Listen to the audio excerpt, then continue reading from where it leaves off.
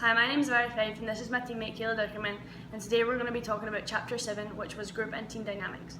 The chapter opens with a Michael Jordan quote that says, "Talent wins games, but teamwork wins championships." What do you think about this quote? I think it's really accurate, and I agree with the quote. I think that there's a lot of teams that might have that one specific player that can help them win a game, but if they really wanted to be successful, it's the whole team working together that helps win championships. Yeah, definitely. And I think as the season progresses, you're going to have players coming out and then other players going in because of injuries, and you're going to need other players coming in the team to motivate the rest of the team. Yeah, one of the things that our coach always talks about is for the players who don't play significant minutes or don't play any minutes at all right now is to keep working hard and be ready for when their time comes, because their time will come and they're going to be the ones that need to step up and help us win the championship. So really it's not always just the starting 11 that helps us win, it's all 27 of the people on a team. Yeah. So when we're talking about a team, there's 4 key characteristics, and that is having a collective sense of identity, distinctive roles, structured modes of communication, and norms. So starting with a collective sense of identity, that's having a we rather than an I mentality. Why do you think this is important, and do you think our team has that? I think it's important because there's obviously a lot of teams that might have like players that are really selfish and want to win for themselves rather than for the team. And sure, maybe they'll be successful, win a couple games, but they really won't be able to win championships like the Michael Jordan quote talked about without having a we mentality. And I think our team really does have that. One of the things that our coach always brought up when we were emailing in before preseason was a hashtag that was I am we will, and it basically stood for I am a Louisville Cardinal, we will accomplish anything we put our minds to. And I think that really helped with our collective sense of identity, because from the get-go she said that it's us as a team that will help us win games. And I think that's really brought us throughout the season to keep that collective sense of identity and to say it's about us and not me. Yeah, definitely. Was there anything else that our coaches specifically did that helped us have that? Yeah, so there's also the Cardinal Creed, and basically what it is each letter of Cardinal has another word for it, and what you had to do was recite a sentence with the word from like the C or from the A, and you had to memorize all of the letters and all of the words, and then you had to recite it back to the team. And I think that really helped with our collective sense of identity because we all had the same thing to memorize. We all knew that it was like important for our team dynamics, and it was really obviously hard to memorize that whole thing and then go and recite it in front of your team. And so I think that improved our collective sense of identity right from the beginning because we all had to do that together. Yeah. So talking about norms, these are social rules that guide members on what to do and what not to do. What social norms do you think we have on our team? Well, one of the really important social norms that we have is a dry season. And so basically every year throughout the season, no one goes out to parties or consumes alcohol because we really don't think that that's effective to our playing, and obviously it's not healthy for our bodies, so we initiate that, and then no one can go out and drink because that's just one of our social norms. So talking about roles, a role consists of a set of behaviours required or expected by certain people in a team. So there's formal roles, and this could be like a coach or a captain, they have specific duties, whereas there's informal roles and they come from interactions through the team. So do you think what informal roles do we have within our team, do you think?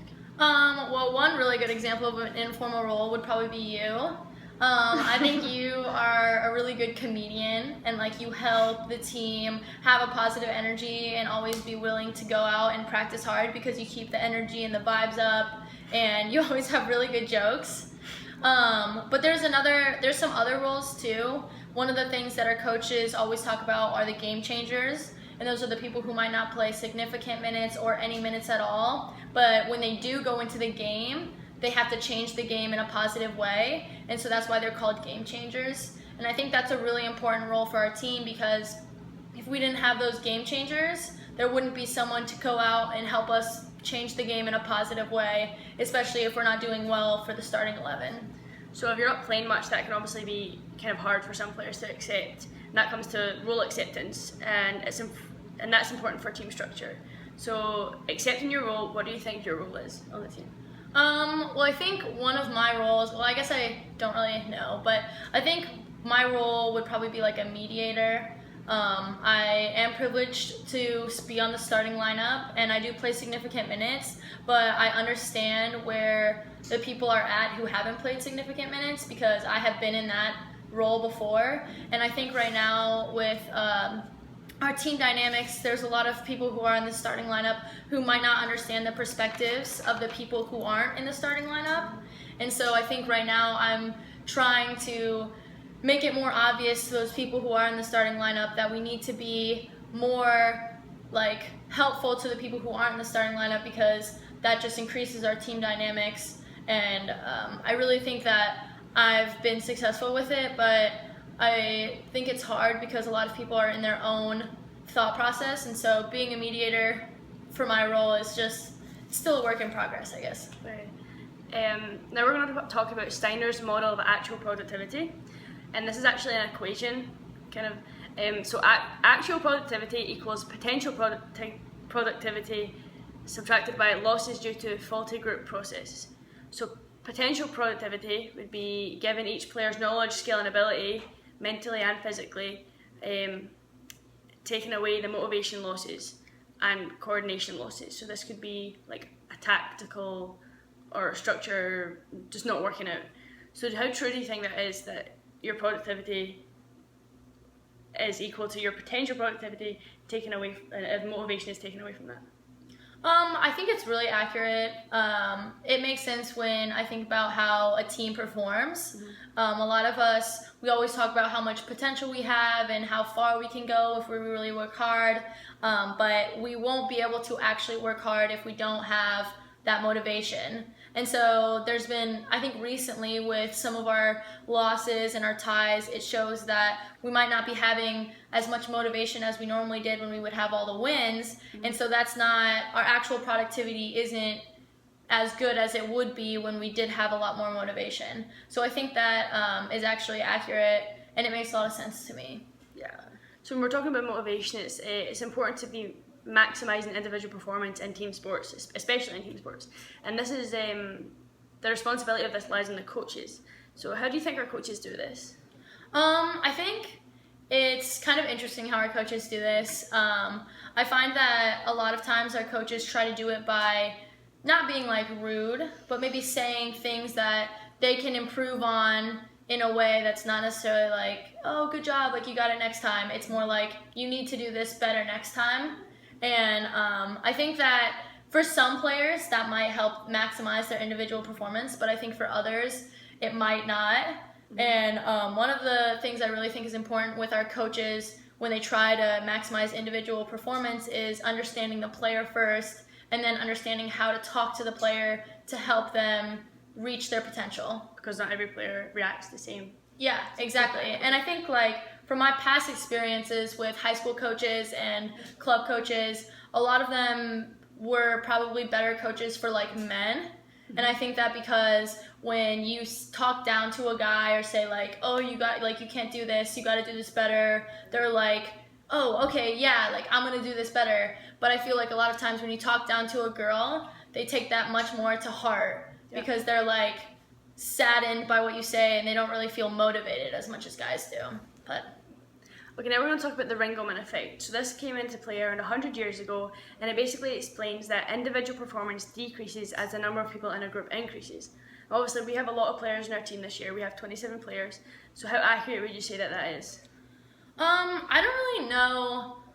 I think honestly from my experience with this team, at least, with 27 players, yeah, that is a lot.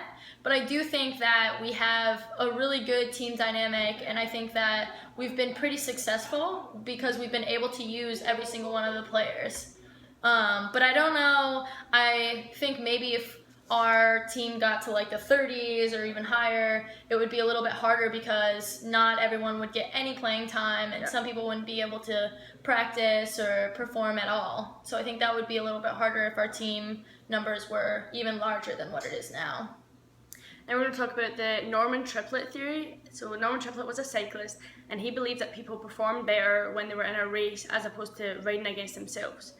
He had a study for this. He got a group of kids together and he split them into two groups. In the first group, well, all the kids had to reel in a fishing rod.